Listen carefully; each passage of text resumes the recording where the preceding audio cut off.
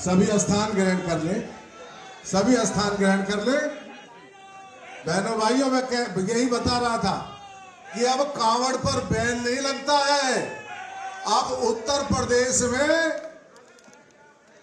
कांवड़ियों पर पुष्प वर्षा होती है। यह परिवर्तन है। आप सब लोग, महाराज जी आ गए हैं, माननीय मुख्यमंत्री जी, उनको सुनना चाहेंगे। मैं अपनी वाणी को यहीं विराम दूंगा। आप सबका बहुत बहुत धन्यवाद। एक बार पुनः मेरे साथ मुट्ठी भींच करके बोलेंगे जय श्री राम। बहुत बहुत। हमारे बीच में उत्तर प्रदेश सरकार के बहुत ही यशस्वी मुख्यमंत्री आदरणीय योगी आदित्यनाथ जी आए हैं। मैं आप सब लोगों से अनुरोध करूंगा, एक बार खड़े होकर सब लोग करतल ध्वनि के साथ सब लोग एक बार तालियां बजाकर, जोरदार तालियां बजाकर, 1 मिनट तक तालियां बजाकर आप सब लोग माननीय मुख्यमंत्री जी का स्वागत और अभिनंदन करेंगे। भारत माता की, भारत माता की। मैं उनके साथ में आदरणीय क्षेत्रीय अध्यक्ष सत्येंद्र सिसोदिया जी आए हैं। एक बार उनका भी तालियों के साथ बहुत बहुत स्वागत, अभिनंदन। आदरणीय हमारे लोकसभा के प्रत्याशी, हम सब लोगों के प्यारे आदरणीय अतुल गर्ग जी का भी एक बार जोरदार तालियों के साथ अभिनंदन और स्वागत। आप सब लोग 2 बजे से माननीय मुख्यमंत्री जी का, क्योंकि माननीय मुख्यमंत्री जी का 3 बजे, 3:15 बजे आगमन होना था, आप सब लोग इंतजार कर रहे हैं और आप सब लोगों ने एक भी व्यक्ति अपनी सीट से नहीं हिला। बाहर भी बहुत जबरदस्त भीड़ है, बहुत सारी संख्या में लोग माननीय मुख्यमंत्री जी के सुनने के लिए आना चाहते थे, लेकिन गाजियाबाद में सबसे बड़ा ऑडिटोरियम यही है एक, जो माननीय मुख्यमंत्री जी को सुनने के लिए गाजियाबाद के सभी प्रबुद्ध लोग आए हैं। एक बार हम पुनः आपका बहुत बहुत अभिनंदन और स्वागत करते हैं। मैं चूंकि कार्यक्रम को आरंभ करते हुए मैं माननीय मुख्यमंत्री जी और क्षेत्रीय अध्यक्ष जी से अनुरोध करूंगा कि हमारे महापुरुषों पर पुष्पांजलि कर इस कार्यक्रम को आरंभ करेंगे। हमारे मंत्रीगण और मेयर साहब, अनिल अग्रवाल जी, सब लोग साथ रहेंगे। और मैं अब आमंत्रित करता हूं उदिता जी, रनीता जी और अंजना जी, तीनों वंदे मातरम के लिए भी आ जाएं और उसके बाद एक बार वंदे मातरम होगा, फिर बहुत ही सूक्ष्मता के साथ कार्यक्रम करते हुए हम सीधे योगी जी तक, आदरणीय मुख्यमंत्री तक पहुंचेंगे। पुष्पांजलि हो रही है। भारत माता की, भारत माता की। मैं वंदे मातरम के लिए, सामूहिक वंदे मातरम होगा, एक बार सबसे अनुरोध करूंगा कि वंदे मातरम के लिए सब लोग खड़े हो जाए।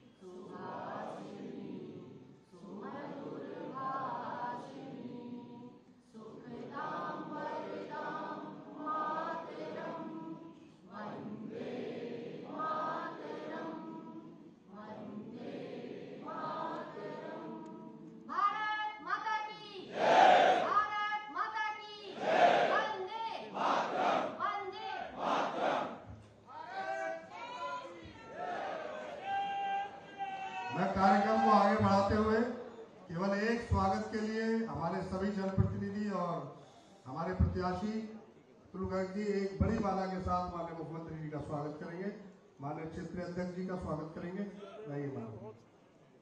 दोनों जिलाध्यक्ष हमारे सतपाल जी, नरेश जी, सब लोग आ रहे हैं। एक बार आप सब लोग, आप सबकी तरफ से यह स्वागत है। भैया बीच में आ जाइए, फोटो लेकर।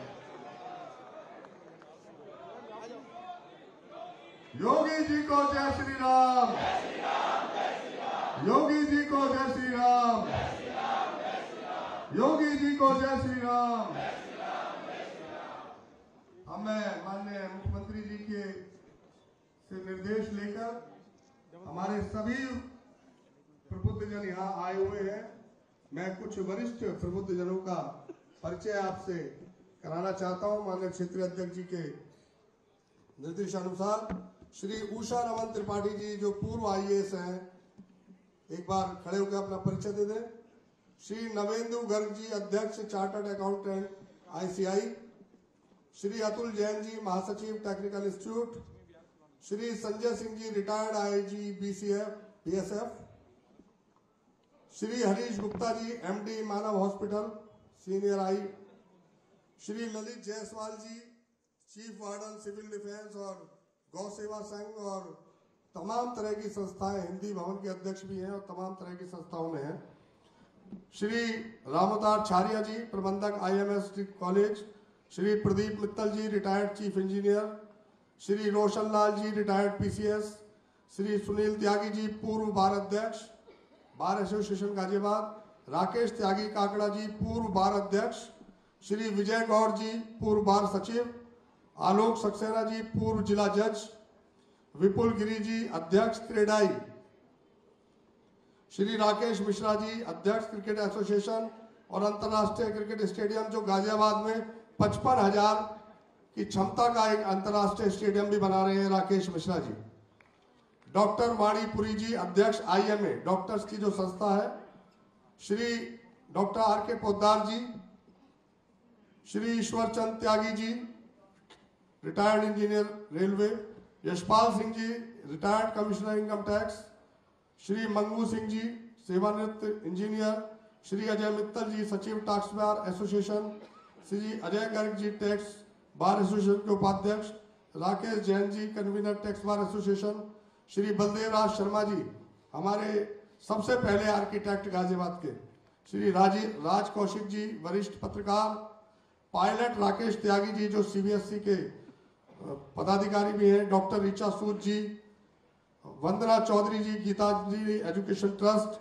आशीष Agarwal ji MD Gayatri hospital, doctor BB Jindal ji सचिव UPIM, Shikha Sharma ji writing expert, Vikas Sharma ji उद्यमी, Mukesh Singh ji Kushwaha CA ex central council member, Lokesh Singhal ji, doctor Rajpal Tomar ji president NIMA, Shri Brajesh Nagar ji अध्यक्ष तहसील बार कंपाउंड गाजियाबाद, विकास गोयल जी महासचिव डिटॉक्स एसोसिएशन,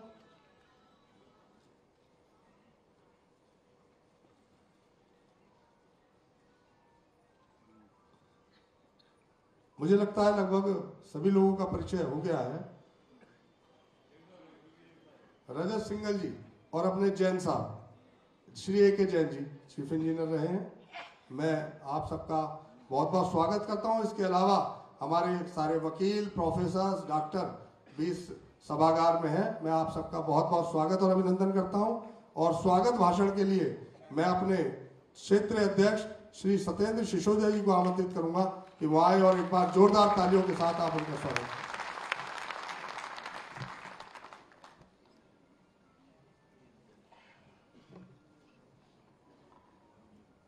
भारत माता की।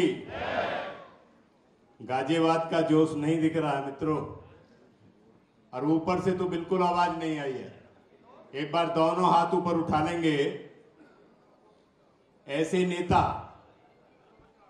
जिन्होंने इस उत्तर प्रदेश की तस्वीर और तकदीर बदल दी, उत्तर प्रदेश के यशस्वी मुख्यमंत्री मंच पर हों और भारत माता का उद्घोष इतना धीमे से करेंगे तो क्या संदेश लेकर जाएंगे। दोनों हाथ ऊपर उठा लेंगे और मुट्ठी बंद कर लेंगे, जोरदार ढंग से बोलेंगे भारत माता की, भारत माता की।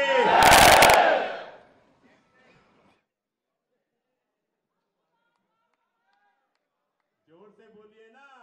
अब की बार, अब की बार, अब की बार। जय जय श्री राम, जय जय श्री राम।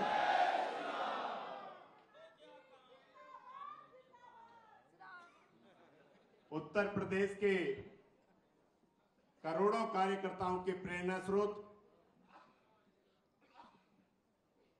25 करोड़ के उत्तर प्रदेश के जनमानस के नायक, उत्तर प्रदेश के यशस्वी तपस्वी और तेजस्वी मुख्यमंत्री आदरणीय योगी आदित्यनाथ जी मंच पर है। मैं आपसे अनुरोध करता हूं, एक बार जोरदार ढंग से महाराज जी का स्वागत और अभिनंदन होना चाहिए।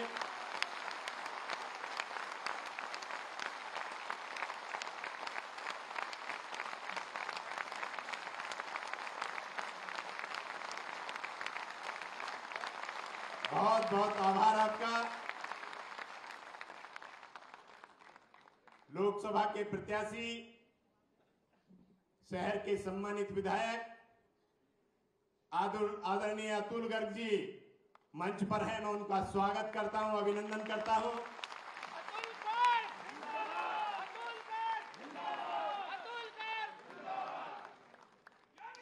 इस जनपद के प्रभारी मंत्री माननीय असीम अरुण जी मंच पर है। मैं उनका भी स्वागत करता हूं, अभिनंदन करता हूं। अभी अभी जिनको आशीर्वाद मिला है महाराज जी का, कैबिनेट के मंत्री आदरणीय सुनील शर्मा जी हैं, उनका स्वागत, अभिनंदन।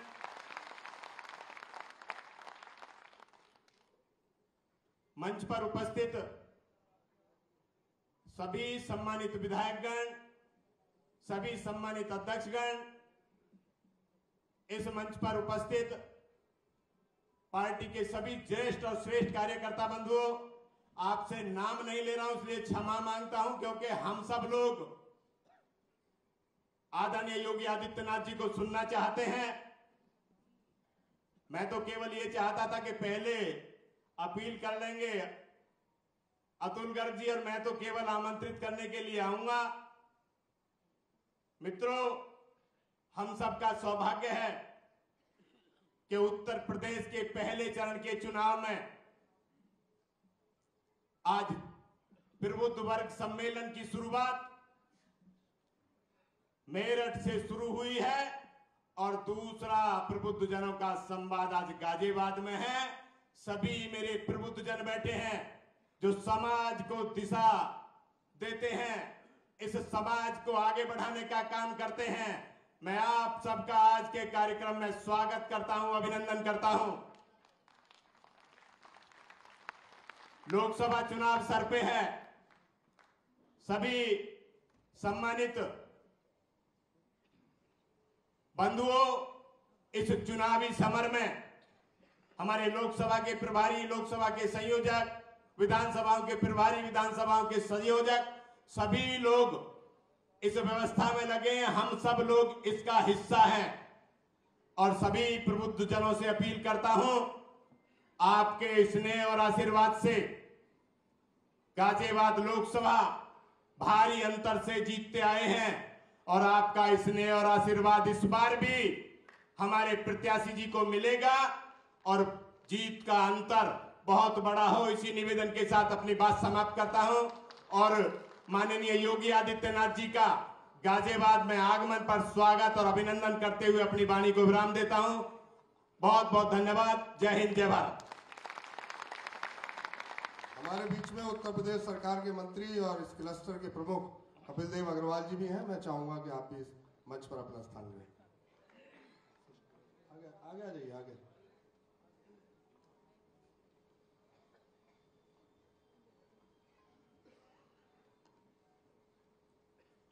अब मैं आमंत्रित करूंगा हमारे लोकसभा के प्रत्याशी श्रीमान अतुल गर्ग जी को कि वो आए और अपने विचार रखें। एक बार जोरदार अतुल जी के नाम पर कई बार तालियां बज गई सुबह से। एक बार जोरदार तालियों के साथ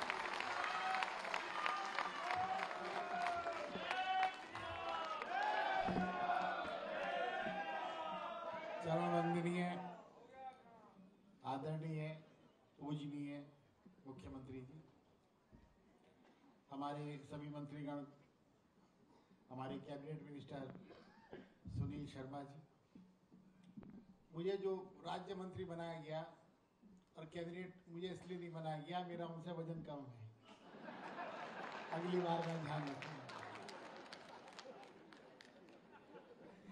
आदरणीय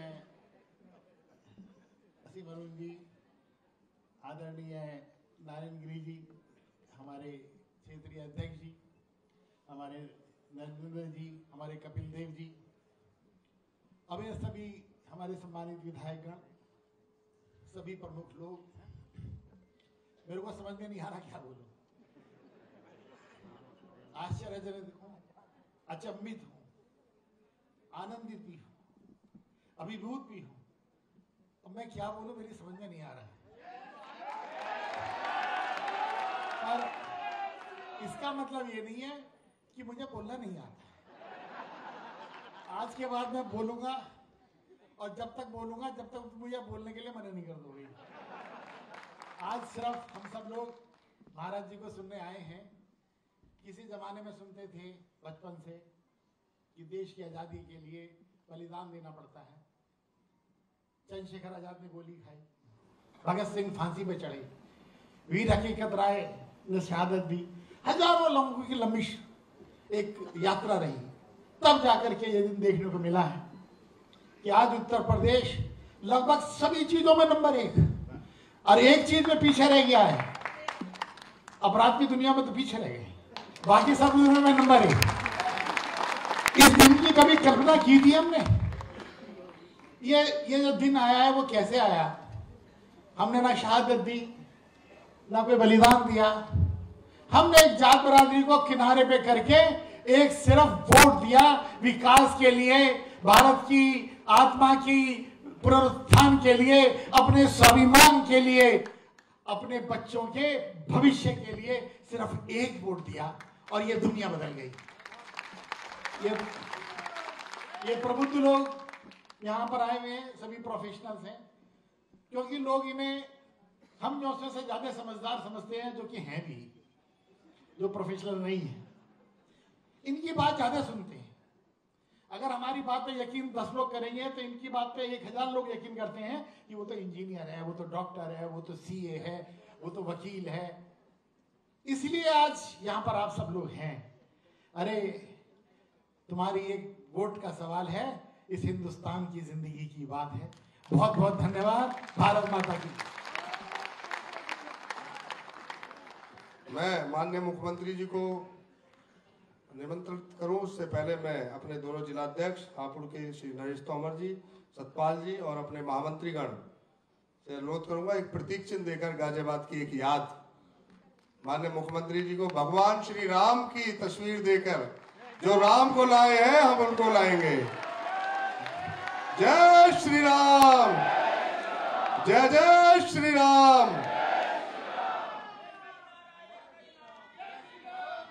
एक ही नारा, एक ही नाम। और मैं आप सबके बीच में ज्यादा बाधा ना बनते हुए अपने बहुत ही उत्तर प्रदेश में सबके जन जन के प्रिय, हमारे दिलों पर राज करने वाले माननीय मुख्यमंत्री आदरणीय योगी आदित्यनाथ जी से अनुरोध करूंगा कि महाराज जी हम सब लोगों को आशीर्वाद प्रदान करें। योगी जी जिंदाबाद, योगी जी जिंदाबाद।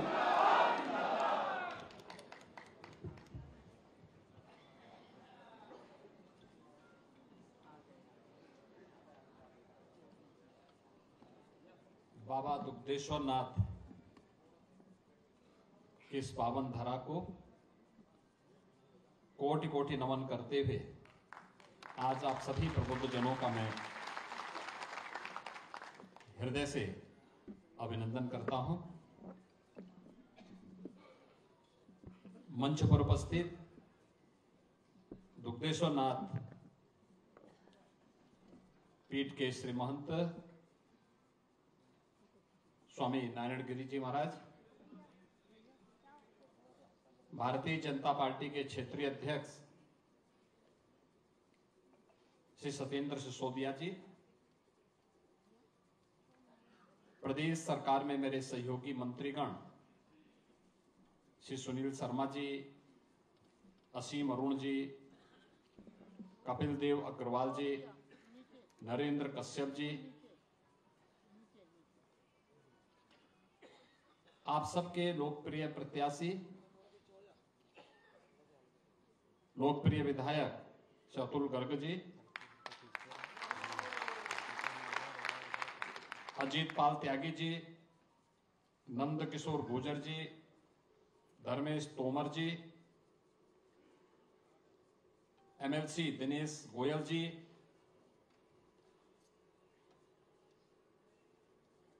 राज्यसभा के माननीय सांसद श्री अनिल अग्रवाल जी,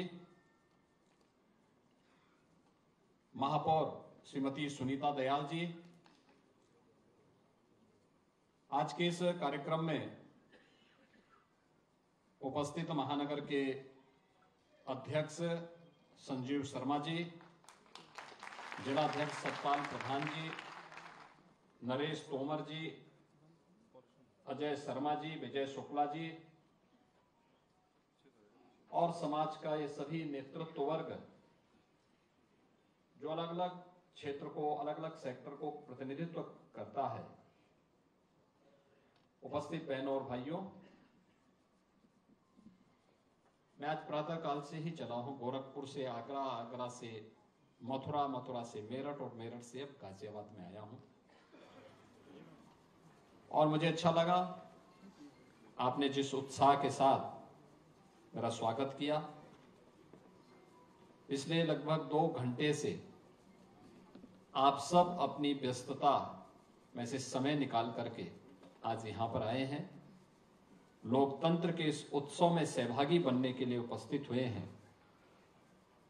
मैं सचमुच आपका हृदय से अभिनंदन करता हूं, आपका स्वागत करता हूं। आपने आज के लिए जो समय निकाला है, ऐसा ही समय मतदान के दिन भी निकालना है और यही अपील करने के लिए मैं आया हूं। न केवल निकालना है बल्कि औरों को प्रेरित भी करना है, क्योंकि लोकतंत्र के प्रति हमारी ये सबसे बड़ी निष्ठा होगी और लोकतंत्र के प्रति हमारी सबसे बड़ी प्रतिबद्धता का एक प्रमाण भी होगा। आपका ये वोट कितना कीमती हो सकता है, ये आपने कल और परसों महसूस किया होगा।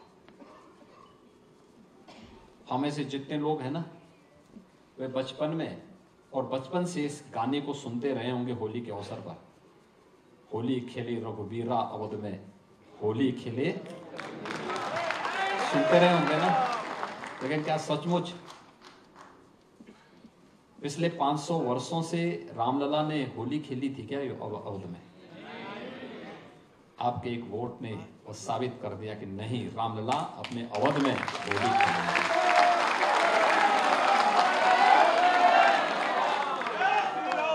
आपका एक वोट देश की तकदीर को कैसे बदल सकता है। कश्मीर से धारा 370 को हटा दिया गया। क्या ये कोई और पार्टी कर पाती? ये केवल धारा 370 नहीं हटी, देश के अंदर उग्रवाद और आतंकवाद की ताबूत पर अंतिम कील थी, प्रहार है ये उस पर। भारत के अंदर अब आतंकवाद के लिए कोई जगह नहीं, एक संदेश भी है। अब कश्मीर में हमारे सुरक्षा बलों के जवानों पर कोई पत्थरबाजी नहीं, बल्कि लोकतंत्र की बहारें अब जम्मू कश्मीर के अंदर खिलती हुई दिखाई दे रही हैं। जम्मू कश्मीर भी शेष भारत का हिस्सा उसी प्रकार से है जैसे देश का कोई अन्य भाग है। पूर्वोत्तर के राज्यों में उग्रवाद नहीं है। एक वोट ने पूरे पूर्वोत्तर भारत को अपने साथ जोड़ दिया है। आपका एक वोट आपके जीवन में कितना बेहतरी ला सकता है। ईज ऑफ लिविंग की बात करते हैं। हमारा जो प्रबुद्ध वर्ग है ना, ये सब हमेशा इस बात की कहता था, जीवन की सुगमता कैसे होनी चाहिए। उसमें सुरक्षा हो, बेहतर वातावरण हो, अच्छी कनेक्टिविटी हो, स्वास्थ्य के लिए, शिक्षा के लिए उस प्रकार के अवसर हो, व्यापार के लिए अनुकूल माहौल हो। क्या सचमुच 2014 के पहले देश के अंदर और 2017 के पहले क्या उत्तर प्रदेश के अंदर इस प्रकार का माहौल था? क्या नहीं था। यही गाजियाबाद है। 1998 से मैं सांसद था। गाजियाबाद आने में हम लोग एक बार हिचकते थे, 2 कारणों से। एक, गाजियाबाद अपराध के लिए और दूसरा गाजियाबाद गंदगी के लिए। ये 2 किले बहुत वैसा था, किस प्रकार की अव्यवस्था थी, और आज गाजियाबाद स्मार्ट सिटी में नंबर बनाता है। तो चेंज है। गाजियाबाद पुलिस कमिश्नरेट का पुलिस रिफॉर्म का सबसे अच्छा उदाहरण बनता जा रहा है। ये गाजियाबाद की पहचान बन गई, सुरक्षा का बेहतर माहौल। अभी मैं यहां पे रियल एस्टेट से जुड़े हुए लोगों का परिचय ले रहा था, यानी वर्षों से जिन लोगों को मकान नहीं मिल पाए थे, आज गाजियाबाद में संभव हो पाया है कि उन बायर्स को बिल्डर समय पे मकान दे रहे हैं और बेहतर तरीके से दे रहे हैं। क्या चेहरे पे चमक है उन लोगों की, जिन लोगों को वर्षों के बाद अपना आवास मिला है। ये केवल बिल्डर की गलती नहीं थी, सरकार की अकर्मण्यता भी थी, जो निर्णय नहीं ले पा रही थी। सरकार ने निर्णय लेना प्रारंभ किया, एक साथ दोनों के साथ संवाद बनवाया। आज परिणाम क्या है? बिल्डर बायर की समस्या का समाधान अंतिम निष्कर्ष पर पहुंच रहा है। लाखों लोगों को उसका आवास मिल रहा है। लाखों लोगों का मतलब, लाखों परिवारों का मतलब, लाखों लोग उससे लाभान्वित होंगे। उनका ईज ऑफ लिविंग उनके लिए वही है, एक आवाज, सिर ढकने के लिए। अब किराए पे नहीं रहना पड़ेगा, अपने स्वयं के मकान पर रहना पड़ेगा, एक स्वावलंबन का माहौल उसके घर के लिए। यह अवसर कैसे? एक वोट ने बदला है। पहले दंगे होते थे, आज दंगा नहीं है। दंगों के कारण कर्फ्यू लगता था, आज कर्फ्यू नहीं है। आज तो कावड़ यात्रा निकल रही शानदार तरीके से। पहले कावड़ यात्रा इसलिए नहीं निकलती थी कि कुछ लोगों को कष्ट होगा, कुछ लोगों को कष्ट होगा। हमने कहा कि भी देखो, हम किसी को कष्ट पहुंचाने के लिए नहीं आए हैं, हम तो समाज को संतुष्ट करने के लिए आए हैं। और समाज की संतुष्टि यह है कि आस्था का सम्मान होना चाहिए, भारत की सनातन आस्था का सम्मान होना चाहिए, और आस्था का सम्मान कावड़ यात्रा से होगी। हमारा सनातन धर्मावलंबी किसी को छेड़ता नहीं है, शांतिपूर्ण तरीके से, सौहार्दपूर्ण तरीके से जीवन यापन करना चाहता है।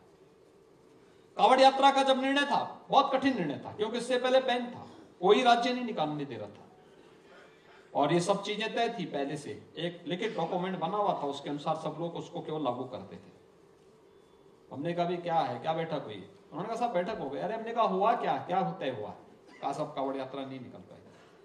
तो मैंने कहा फिर हम लोग क्या यहाँ ताली बजाने के लिए आए हैं क्या?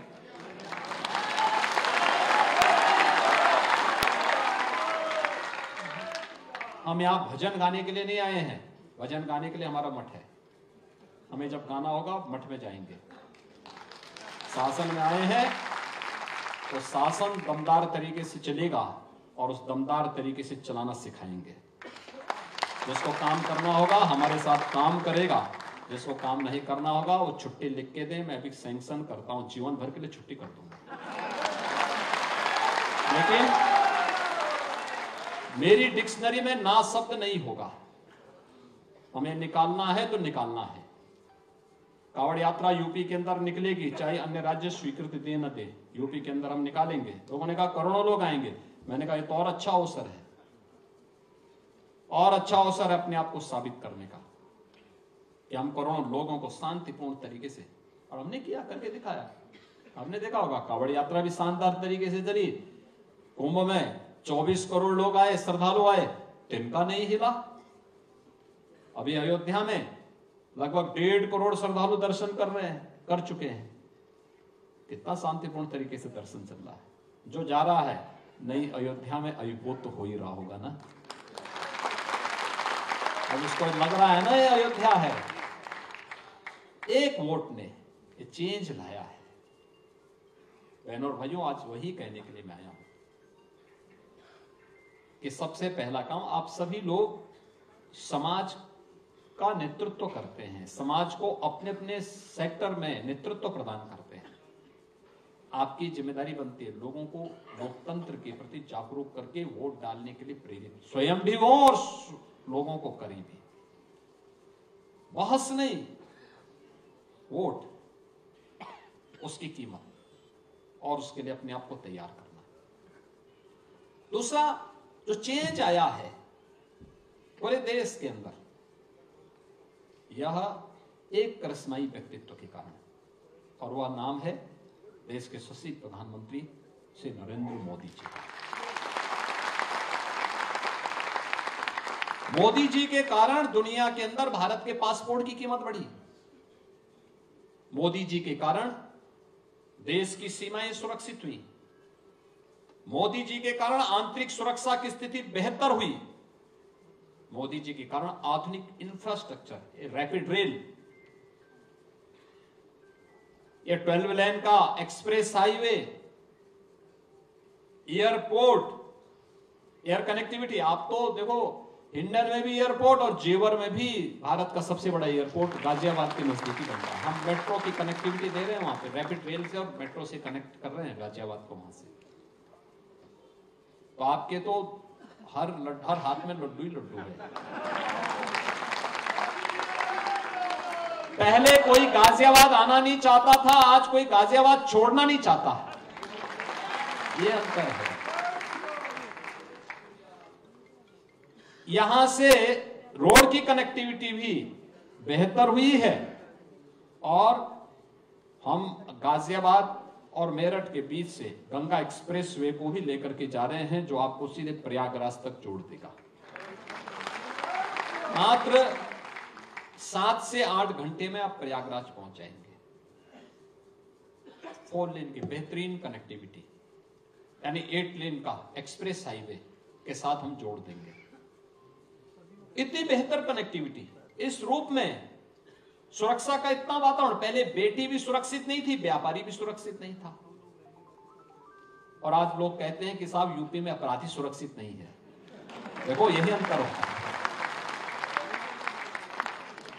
पहले बेटी अपने मां बाप को, भाई शादी ब्याह के बाद उसको जाना होता है ससुराल में, लेकिन पहले वह ससुराल जाने के पहले ही अपने मां बाप को छोड़ने के लिए मजबूर हो जाती थी, क्योंकि या तो स्कूल नहीं जा पाती, या जाना है तो फिर दूर रिश्तेदार में या हॉस्टल में उसको मां बाप डाल देते थे, क्योंकि हर मां बाप चिंतित रहता था। आज कोई बेटी की तरफ टेढ़ी नजरों से देख नहीं सकता। और व्यापारी, तो आपने देखा होगा माहौल किस प्रकार का है। 40 लाख करोड़ रुपए का निवेश का प्रस्ताव यूपी में, और एक साथ, तो प्रताप तो रिकॉर्ड है। एक दक्षिण भारतीय राज्य के एक वित्त सचिव मेरे पास आए अभी हाल ही में। उन्होंने कहा साहब एक बात बताइए कि जो ये आपका बजट है ये सही है या गलत है। हमने कहा आपको क्या लगता है। कहा साहब पहले तो वहां सोचा जाता था कि साहब यूपी तो कुछ नहीं कर सकता, अब 7.5 लाख करोड़ रुपए का बजट यूपी प्रस्तुत कर रहा है। मैंने कहा आपके यहाँ का कहाँ कितना है। कहा 3.5 लाख। तो मैंने कहा फिर मैं इसीलिए कहता हूं यूपी अब देश की अग्रणी अर्थव्यवस्था है। सबसे बड़ा बजट यूपी का, देश के अंदर किसी भी राज्य में सबसे बड़ा बजट आज के दिन पे यूपी का है। और सबसे ज्यादा निवेश के प्रस्ताव, 10.5 लाख करोड़ रुपए निवेश के प्रस्ताव एक साथ प्रधानमंत्री जी ने अभी 19 फरवरी को शिलान्यास भी किया है। ये बदलता हुआ यूपी है, और ये तभी संभव हो पाया है जब आपके एक वोट सही जगह लगा है। गलत लगता तो कर्फ्यू भी साथ आता, दंगा भी साथ आता, बेटी और व्यापारी की सुरक्षा भी साथ लाती, यानी उनके लिए असुरक्षा का माहौल भी पैदा करता।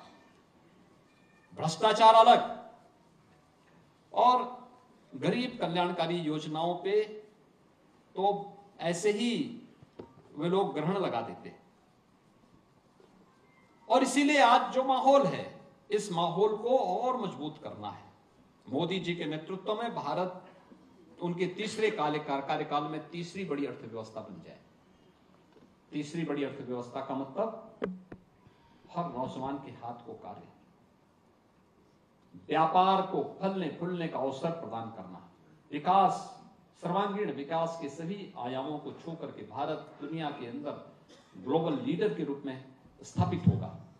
इस विश्वास के साथ आज भारत कार्य कर रहा है। दुनिया ने मान लिया भारत की ताकत है। देश की, दुनिया की सबसे बड़ी उभरती हुई अर्थव्यवस्था के रूप में उभरता हुआ हमारा भारत, हर भारतवासी के लिए गौरव की बात होनी चाहिए। एक तरफ मोदी जी का नेतृत्व है जो भारत को तो सुरक्षित माहौल दे ही रहा है, दुनिया के अंदर क्राइसिस मैनेजमेंट में किस प्रकार की लीडरशिप होनी चाहिए, मोदी जी से लोग सीख रहे हैं। दुनिया के अंदर कहीं भी कोई संकट आता है, भारत की तरफ आज लोग आशा भरी निगाहों से देखते हैं। कोई भी देश हो, भारत की तरफ देखता है। ये जो परिवर्तन हुआ है, इस परिवर्तन के हम सब साक्षी बन रहे हैं। मैं तो अयोध्या में पहले भी और 22 जनवरी का भी मैं साक्षी हूं, उसके बाद भी मुझे कई बार जाने का अवसर मिला। देश का जो भी श्रद्धालु वहां आता है, कोई पिलर को पकड़ करके भावुक होता है, कोई जमीन पे लोड करके भावुक होता है। पीढ़ियों की तमन्ना एक साथ समाधान के रास्ते पर निकली है। लोग आस्थावान, हर आस्थावान आज प्रफुल्लित है, पीढ़ियों के प्रति कृतज्ञता ज्ञापित कर रहा है। यह अवसर आपके वोट ने बदली है, और उसी वोट को, जो मोदी जी को दिया गया वोट है, उस वोट की कीमत आप सबको भी एहसास होना चाहिए। और उसी के प्रति एहसास व्यक्त करने के लिए और उसी का एहसास कराने के लिए आज मैं आपके बीच आया हूं। अभी चुनावी सभाएं प्रारंभ नहीं हुई, अभी तो केवल एक प्रत्याशी का परिचय भी आपके सामने है। कोई अपरिचित व्यक्ति नहीं है, एक परिचित चेहरा है, और उस परिचित चेहरे को साथ ही एक सामान्य परिचय प्रबुद्धजनों के लिए और इस बात के लिए कि चुनाव के दौरान ये अपेक्षा करना कि प्रत्याशी घर घर आ सके बहुत कठिन होता है। हर व्यक्ति को प्रत्याशी स्वयं बनना पड़ेगा। हर प्रबुद्ध जन को स्वयं आगे आकर के इस नेतृत्व को स्वयं स्वीकार करना पड़ेगा और फिर उस अभियान के साथ आगे बढ़ना पड़ेगा।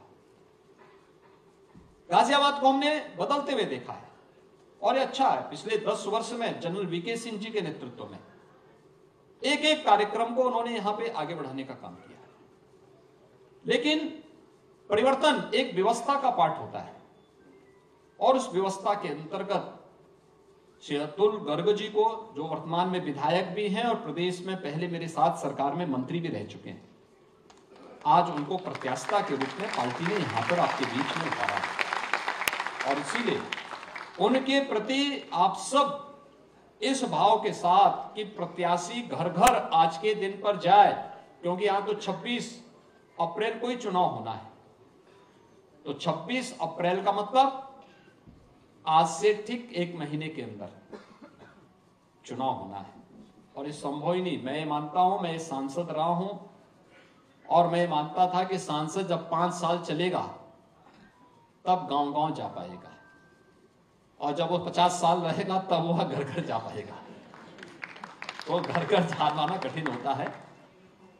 हाँ, जब एक बार चुन लिया जाए तो उसके बाद फिर गांव गांव में बुलाइए, कार्यक्रम गांव गांव में करिए, मोहल्ले मोहल्ले में करिए, तो ये तब संभव हो पाता है। और इसीलिए आज केवल इसी बात को लेकर के कि आज देश के अंदर जो चीजें चल रही हैं, हर व्यक्ति, विपक्ष के पास भी बोलने के लिए कुछ नहीं है। पहला चुनाव है जिसके परिणाम के बारे में हर व्यक्ति पहले से आसानित है। 18वीं लोकसभा और 18वीं लोकसभा के लिए होने वाले चुनाव के प्रति पहले से ही तय है। एक तरफ फैमिली फर्स्ट को लेकर के इंडी गठबंधन है, तो दूसरी तरफ एनडीए प्रधानमंत्री मोदी जी के नेतृत्व में एनडीए नेशन फर्स्ट की थ्योरी के साथ आपके सामने है, देश के सामने है। एक तरफ जातिवाद के नाम पर सामाजिक ताने बाने को छिन्न भिन्न करने वाला इंडी गठबंधन है और दूसरी तरफ गरीब कल्याणकारी योजनाओं के माध्यम से देश के अंदर बिना भेदभाव के समाज के हर तबके को बिना किसी भेदभाव के सबका साथ और सबके विकास की भावना के साथ कार्य करने वाला एनडीए मोदी जी के नेतृत्व में है। मोदी मतलब 12 करोड़ अन्नदाता किसानों को प्रधानमंत्री सम्मान निधि का लाभ देने वाला। मोदी मतलब 10 करोड़ गरीबों के घर में उज्ज्वला योजना का सिलेंडर पहुंचाने वाला। मोदी मतलब 2.5 करोड़ घरों में बिजली के फ्री में कनेक्शन उपलब्ध कराने वाला। मोदी मतलब 60 करोड़ गरीब भारतवासियों को फ्री में 5 लाख रुपए की स्वास्थ्य बीमा का कवर देने वाला। मोदी मतलब 50 लाख स्ट्रीट वेंडर को पीएम स्वनिधि योजना के साथ जोड़ने वाला। मोदी मतलब देश के अंदर गांव हो, गरीब हो, किसान हो, नौजवान हो, महिला हो, समाज के प्रत्येक तबके को समाज की मुख्य धारा के साथ जोड़ करके आत्मनिर्भर भारत की परिकल्पना के माध्यम से विकसित भारत के लक्ष्य को प्राप्त करने के संकल्पवान शक्ति का नाम नरेंद्र मोदी। और मोदी जी के नेतृत्व में हम इस संकल्प को पूर्ति के माध्यम बने, हम भी इस संकल्प के साथ जुड़े, क्योंकि विकसित भारत तब होगा जब विकसित उत्तर प्रदेश होगा, और विकसित उत्तर प्रदेश के लिए विकसित गाजियाबाद, और विकसित गाजियाबाद के लिए एक साथ स्थानीय स्तर पर, राज्य स्तर पर और केंद्र स्तर पर बेहतर समन्वय के साथ काम करने वाली टीम, और उस टीम के रूप में आज भारतीय जनता पार्टी ने श्री अतुल गर्ग को आपके बीच में उतारा है। मित्रों, आप सबका सानिध्य और सहयोग उन्हें प्राप्त होगा, इसमें कोई संदेह नहीं। आपको उसे लीड भी करना है, आगे बढ़ चढ़ करके काम करना है। चुनाव के बाद आप उनका उपयोग करिए, खूब लेके गांव-गांव घूमिए, हर जगह घूमिए, लेकिन चुनाव के दौरान अपेक्षा करना कि प्रत्याशी एक एक घर में, एक एक गांव में चला जाए, बहुत कठिन होगा। एक संसदीय क्षेत्र में कम से कम 2000 से अधिक बूथ पड़ेंगे। 2000 बूथों पर समय दे पाना, क्योंकि 1 महीने का समय है, कुल 30 दिन का समय, और 30 दिन के समय के अंदर एक एक घर तक टच करना बहुत कठिन होगा, असंभव सा कार्य लगता है। उन स्थितियों में हम सबको सावधान रहना होगा। आज के इस अवसर पर यहाँ की जिम्मेदारी आप सबके भरोसे छोड़ते हुए मैं विश्वास करता हूं कि आपकी इस एक वोट ने देश की तकदीर को बदला है, देश की आस्था को सम्मान दिया है, देश के नौजवानों की आजीविका को संबल प्रदान किया है, भारत की सीमाओं को सुरक्षित किया है। आपका एक वोट विकसित भारत की परिकल्पना को साकार करने में सहायक होगा। इस विश्वास के साथ आप सबका मैं एक बार फिर से हृदय से अभिनंदन करता हूं। आप सबके इस पूरे अभियान के प्रति अपनी शुभकामनाएं देता हूं और विश्वास व्यक्त करता हूं कि हम सब जो देश की आवाज है कि फिर एक बार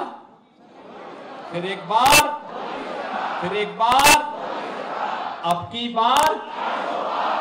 बार इसको प्राप्त करने में सफल होंगे। आप सबके प्रति मेरी शुभकामनाएं। धन्यवाद। जय हिंद। बहुत धन्यवाद। एक बार बैठ जाएंगे भैया, सब लोग बैठ जाएंगे। मैं एक बार महाराज लोगों से आश्वासन मांगा, एक बार हाथ उठाकर महाराज जी से बताएं कि हम सब लोग पूरी तरह से इस लोकसभा चुनाव में भारतीय जनता पार्टी के प्रत्याशी अतुल गर्ग को रिकॉर्ड तोड़ वोटों से जिताकर जो महाराज जी का आना है उसको सफल बनाएंगे। भारत माता की, भारत माता की। धन्यवाद। मैं आदरणीय